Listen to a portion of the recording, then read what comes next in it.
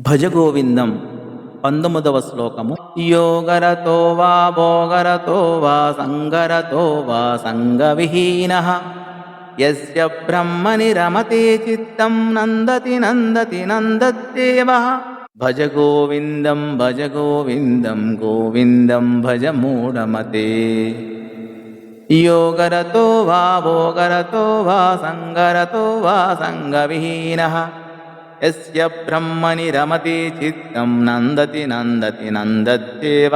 భావము: యోగములో చరించని లేదా భోగములో రమించని, కలిసి జీవించని లేదా విడిపడి బ్రతకని ఎవరి మనస్సు సదా భగవంతుని యందు రమిస్తూ ఉందో సుఖపడుతున్నాడు. సుఖిస్తున్న అతడే ఆనందంగా ఉన్నాడు. గోవిందుని భజించు, గోవిందుని కీర్తించు, ఓ మందమతి గోవిందుని సేవించు. వివరణ: ఎవరి విత్తము బ్రహ్మములోనే చరిస్తూ ఉంటుందో అట్టి యోగి బ్రహ్మానందములోనే రమిస్తూ ఉంటాడు. బ్రహ్మానుభూతిలో సంకల్పాలు అణగారిపోతాయి, ఆత్మ అనుభూతిగా మిగులుతుంది.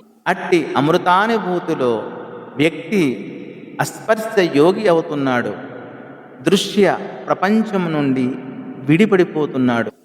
అవస్థాత్రయాన్ని అధిగమించి అఖండానందములో ఓలలాడుతున్నాడు.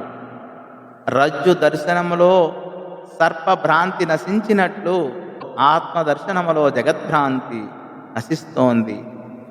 ఆత్మజ్ఞానం పొందిన మహాత్ముడు జీవన్ముక్తుడు, సహజ జ్ఞానానంద స్వరూపుడు.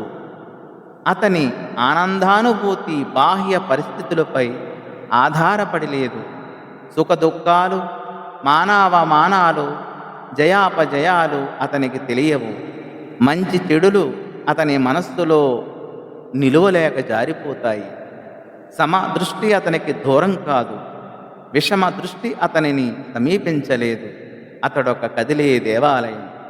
సర్వతీర్థాలు అతనిని ఆశ్రయించుకొని ఉన్నాయి. ఆ మహాజ్ఞాని దేహ మనస్సుల నుండి విడిపడి ఉన్నాడు. అందుచేత కర్తృత్వ భోక్తృత్వ అభిమానాలకు అతీతుడు. నీడకు మనిషికి ఎంత సంబంధం ఉందో జ్ఞాని జ్ఞానికి అంతే సంబంధం ఉంది. దేహాభిమానం తొలగి తానే ఆత్మని గ్రహించిన ఆత్మవిధుని చిత్తం ఎక్కడ ఉన్నా అది బ్రహ్మములోనే రమిస్తూ ఉంటుంది.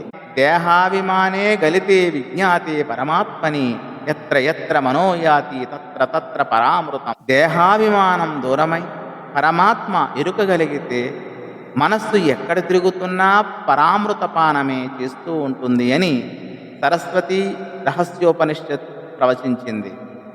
ఎవరి చిత్తమైతే ఈ విధంగా బ్రహ్మానందంలో ఓలలాడుతూ ఉంటుందో అట్టి యోగి సదా బ్రహ్మముగానే శోభిస్తున్నాడు. అతడు యోగం చేయవచ్చును, అంత మాత్రాన పరిపూర్ణుడు కాలేదని భావించకూడదు. భోగాలలో చరించవచ్చు, అంత మాత్రాన సంసారి అని ముద్ర వేయకూడదు. అతడు జనావాసములో చరించవచ్చు, నిర్జన ప్రదేశములో విశ్రమించవచ్చు. బాహ్యములో అతని ప్రవర్తన ఎలా ఉన్నా ఆంతర్యములో అతడు బ్రహ్మానంద రసపానం చేస్తున్నందున దోషాలకు అతీతుడై అలరారుతున్నాడు. జ్ఞాని తన ప్రబోధ ప్రవచనాల ద్వారా లోకాన్ని ఉద్దీపింపచేయవచ్చు. ఈ విధమైన కార్యక్రమాలతో అతడు జనుల మధ్య చరించవచ్చు. అంత మాత్రాన అతనికి జనసాంగత్యం ఆపాదించకూడదు. ఒకవేళ జనంతో సంబంధం లేకుండా నిర్జన ప్రదేశంలో ఏకాంతంగా ఉండవచ్చు.